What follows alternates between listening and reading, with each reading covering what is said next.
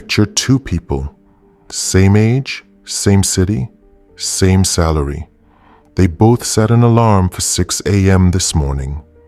Person A heard it, felt the pull of the mattress, told themselves 5 more minutes, and woke up at 8:17 with that familiar weight in their chest, the quiet guilt of a morning already lost. Person B heard the exact same alarm, felt the exact same pull, and got up anyway. Not because they were more energized, not because they had some magical willpower person A was born without. They got up because of something they built quietly, over months, that person A never learned to build. And here is what nobody tells you.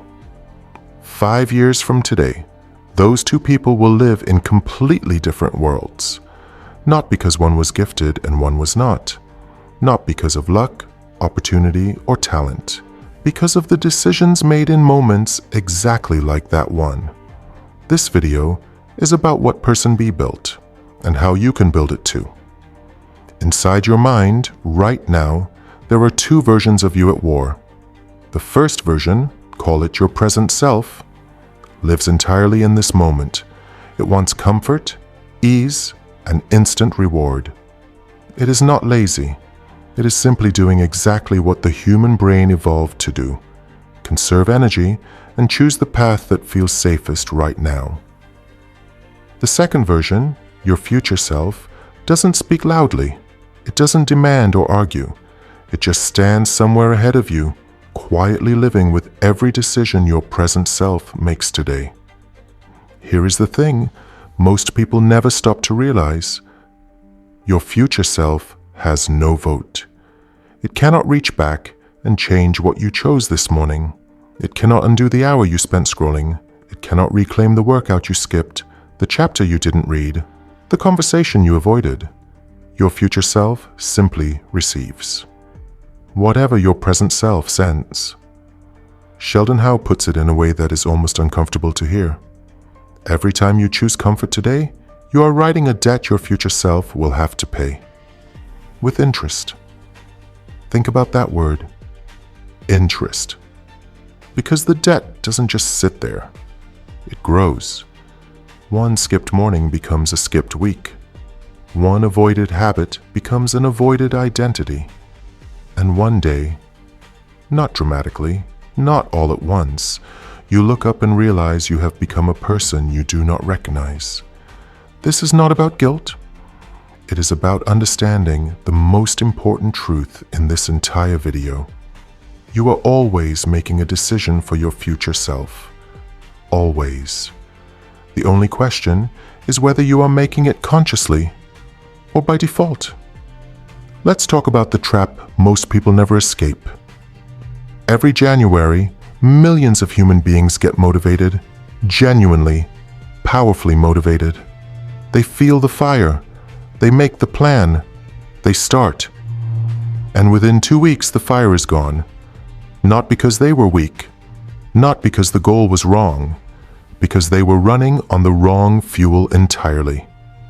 Motivation is a feeling, and here is the problem with feelings. They change. You cannot schedule a feeling. You cannot guarantee it will show up on a Tuesday morning when you are tired and it is raining and nothing is going right. Motivation arrives uninvited and leaves the same way. Trying to build a life on it is like trying to build a house on weather. Howe makes a distinction that will completely reframe the way you think about your goals. He separates goals from systems. A goal is a destination. A system is the road that takes you there. And here is the uncomfortable truth. Most people are obsessed with the destination and completely ignore the road. They spend hours writing out goals, what they want to earn, how they want to look, who they want to become, and then they wait. They wait for motivation to show up and drive them there. But person B from the beginning of this video, they stopped waiting for motivation a long time ago. Instead, they asked a different question entirely. Not, how do I stay motivated? But, How do I build a system that runs even when I'm not? A writer who waits to feel inspired will never finish a book. A writer who commits to 400 words every morning, before email, before notifications, before the noise of the day sets in, will finish 3. The system does not care how you feel. The system runs. Build the system, and let the results create their own motivation. There is still one enemy left standing. Even after you build the system, it lives in the gap between knowing what to do and actually starting. You know the feeling. You sit down to work, and suddenly you need water. Then, you need to check one thing. Then somehow 20 minutes have passed and you haven't begun. This is not a character flaw. It is your brain triggering a threat response the moment it senses discomfort is coming. Procrastination is not laziness. It is neurological self-protection. Howe's counter to this is almost insultingly simple. He calls it the 2-minute rule. And once you understand it, you will never procrastinate the same way again. The rule: if you can start something in 2 minutes, start it. Right now. Without deliberation, without negotiating with yourself. Notice what the rule doesn't say. It doesn't say finish in 2 minutes. It doesn't say you have to be in the mood. It says start. Because the resistance doesn't live inside the task. It lives in the moment before you begin. The second you open the document, the resistance collapses. The second you put on the shoes and walk out the door, the momentum takes over. The hardest part of any task you will ever face is the 3 inches between intention and action. The 2-minute rule closes that gap by force. Start before your brain can argue. Start before the excuses arrive.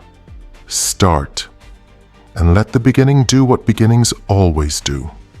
Carry you forward. Here is a question that will sit with you long after this video ends.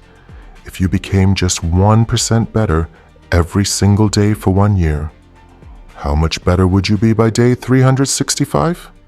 Take a guess. Go ahead. The answer is not 365% better. It is not even 500% better. Through the mathematics of compounding, a 1% daily improvement over 1 year produces a result that is 37 times better than where you started. 37 times. Not because of one massive breakthrough, not because of one life-changing decision, because of small, consistent daily improvement that nobody saw, nobody applauded, and nobody celebrated, until the results became impossible to ignore. Now here is the part that should genuinely disturb you.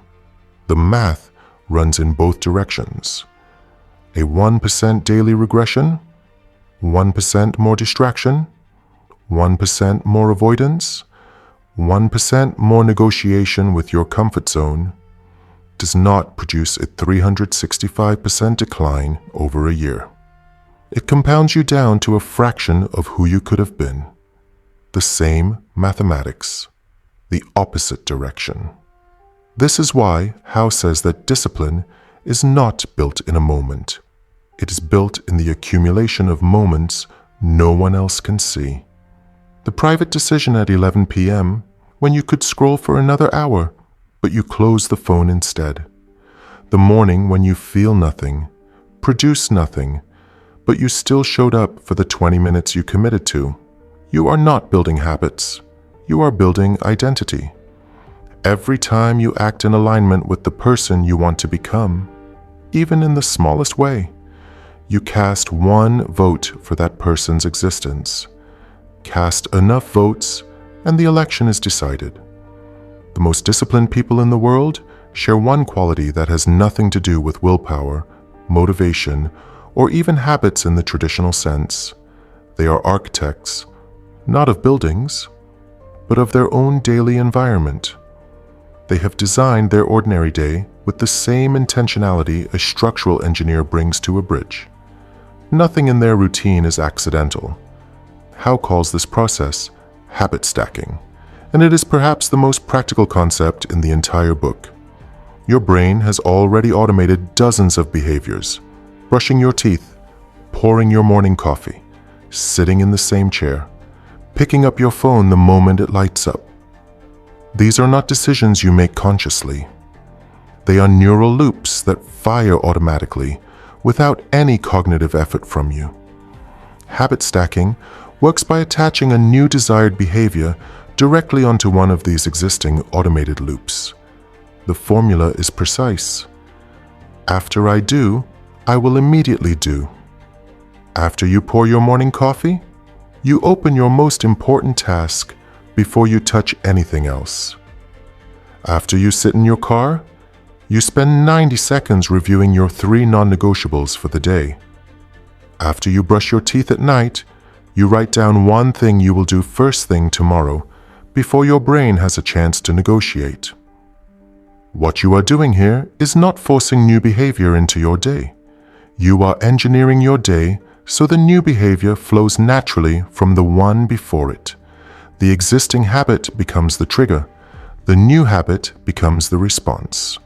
Over time, that response becomes just as automatic as the trigger. And then you stack the next layer on top. This is how high performers accumulate an extraordinary day from entirely ordinary moments. Not through willpower, through architecture. We have to talk about the word that makes most people resist discipline before they ever try it. The word is restriction. People hear the word discipline and they imagine less. Less fun, less spontaneity, less life. But here is what Howe has observed across every person who has built genuine, lasting discipline in their life. The end result is never less. It is always more. Let me show you what this actually looks like. Financial discipline is not about denying yourself things. It is about building a structure where your money moves toward your future automatically, before desire can redirect it. The person without this structure is not free. They are permanently in reaction mode, anxious about numbers, trapped in cycles of earning and spending that never end. The person with it? They make decisions from a position of strength. They travel. They invest. They say yes to the things that actually matter, because they are not constantly bleeding resources on things that do not. Physical discipline is not about punishment. It is about building a body that is capable of the life you want to live. The person who neglects it does not feel free at 40. They feel limited by pain, by energy levels, by a machine that was never maintained. The person who commits to physical consistency, even imperfectly, even slowly, buys decades of capability that money cannot purchase later. Emotional discipline is the least discussed and the most important. It is the ability to remain the same person in the chaos that you are on the calm days. To respond instead of react. To not be hijacked by a bad morning, a difficult conversation, or a setback that feels bigger in the moment than it actually is. This is the discipline that protects everything else you build. Without it, every financial and physical structure you create can be dismantled by a single undisciplined emotional decision. These 3, financial, physical, emotional, are not separate pursuits. They are one architecture. Build all 3, and you have built a life that most people will look at and call lucky. It was never luck. It was just invisible. Go back to those 2 people from the beginning of this video. Same age, same city, same salary. 5 years from today, they will have drifted so far apart in circumstance that someone watching their lives from the outside will assume they started from different places entirely. But they started in the exact same place. The only difference was what each of them chose to build in the ordinary moments nobody was watching. Not in the big decisions, in the small ones. The ones that felt insignificant at the time. The ones that compounded. Howe's most important line in the entire book is not about discipline at all. It is about this. The life you live 10 years from now is already being constructed today. In the choices you are making right now, in this ordinary moment, when nothing feels urgent and no one is watching. This is that moment. What are you building? This has been a transmission from the Ethos Cipher,